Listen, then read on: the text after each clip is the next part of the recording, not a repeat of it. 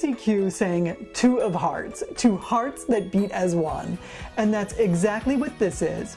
Junk mail plus wildflower seeds equals one totally eco-friendly 80s inspired craft. I know it's a stretch, but you just gotta trust me on this one.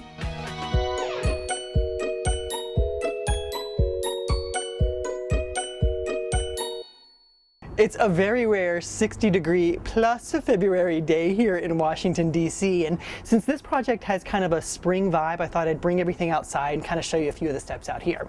We are making seed hearts, and that starts out with junk mail, which is what we all have plenty of. And if there's anything good about junk mail, it's colorful, and that works perfectly for this project. It's very easy. You want to take your junk mail, rip it into strips, little pieces like this. This is a great little project for the kids to do. And you can see, look, I've got pink in there and yellow, and that's gonna be really good when we put our little hearts together. All right, so there we go, like that. And then what we're gonna do is we're gonna cover it with water. And this is gonna just soften the paper up, and I usually let it sit overnight. If you're really in a hurry because, you know, Valentine's Day is coming up or something, you can let it go for a couple of hours, but you really wanna make sure that that paper gets nice and saturated. So after a couple of hours, you'll wanna drain off the excess water, and it should look something like this. You can tell it's very moist, but it's not like sopping wet. You can even wring it out a little bit if you want, just to get the excess water out. And that's important because the paper needs to be moldable, and you'll see what I mean in just a minute. So at this point, this is pretty awesome.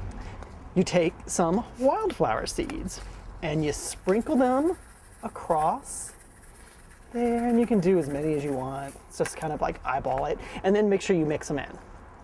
All right, so there we go. We've got our wildflower seeds in our paper pulp. And then what I do, I've got a nice little heart silicone mold here. You can use heart tins, whatever you have, just as long as it's a heart-shaped mold. And then I take little clumps of it, squeeze out a little bit more of that water, because you don't want it to be too damp. And then you just press it in to the little hearts and make sure it gets into all those nooks and crannies. See how perfect that is? Just like that. And then what we're gonna do is we're gonna let this dry for about 24 hours. At that point, it's not gonna be completely dry, but it will be dry enough so that we can pop it out and let it dry on the counter.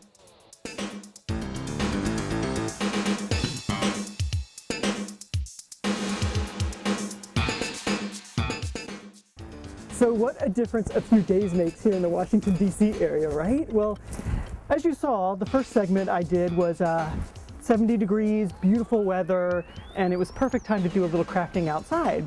Well, right now we are in the middle of a snowstorm. It's supposed to be absolutely freezing tonight, and we're supposed to get like 6 inches of snow and ice and all sorts of stuff. And I have to fully admit, I love it. So it's actually perfect crafting weather, but I will have to take my project inside by a nice warm fire and finish up our seed paper with dreams of spring. So let's go. Okay, enough with the weather report, I promise. After about 24 hours, I did exactly what I said I was gonna do, and I popped little hearts right out of their mold. And then I let them air dry on the counter for about a day or two, and guess what? They turned out absolutely perfect. Something that really helps get the excess moisture out is when they're still in the molds, press down on them with a towel. This will help them dry quickly. It'll also keep the paper compressed. One other tip, and this goes back to before you even put the paper into the molds. After you pour out all that water, go through once more and rip the paper up with your fingers. The more shredded you get the paper, the better. In the end, it'll keep your heart more solid. Ah, Stacy Q. I have a very soft spot in my heart for her, and that's because she played a character named Cinnamon on my favorite 80s show, The Facts of Life, and she played it not once, but twice. Now, Two of Hearts, it came out in 1986, and it was all over the radio and all over MTV back then. And I gotta say, Stacey Q was a little different for the 80s. She dressed really skimpy, and she had kind of like a baby doll voice. I know that's no big deal today, but back then, she really did stand out. I will say I have caught Stacey Q in a few interviews, and that whole baby doll thing was obviously just an act because she seems like a super smart, business savvy woman. Now, as a Facts of Life superfan, I do think I have to point out that Stacey Q, as Cinnamon and on an episode of The Facts of Life, did sing two of hearts. So two of hearts, and if I haven't been clear on this, my take is that something so uneco-friendly like junk mail and something so earthy like wildflower seeds come together and make one beautiful crunchy creation. It's like a love story, right? Okay, so you probably think these seed hearts are perfect for Valentine's Day. And they are, especially when you wrap them up in a nice little piece of wax paper, put a little bow on it. Perfect, perfect, perfect.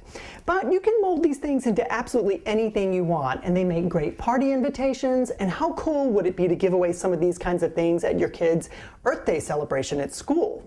So many ideas.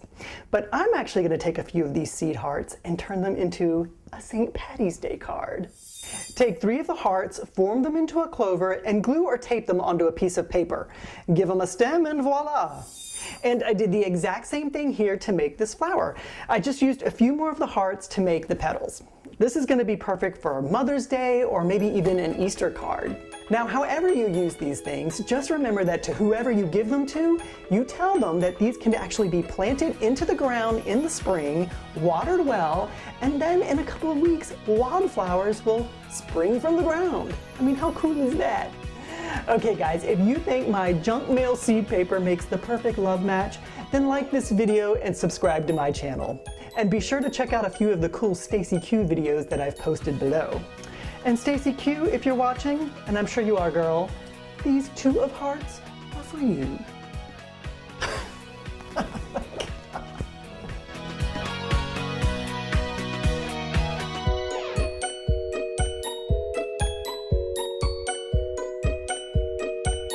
One last thing, Stacy Q does have a George Clooney connection.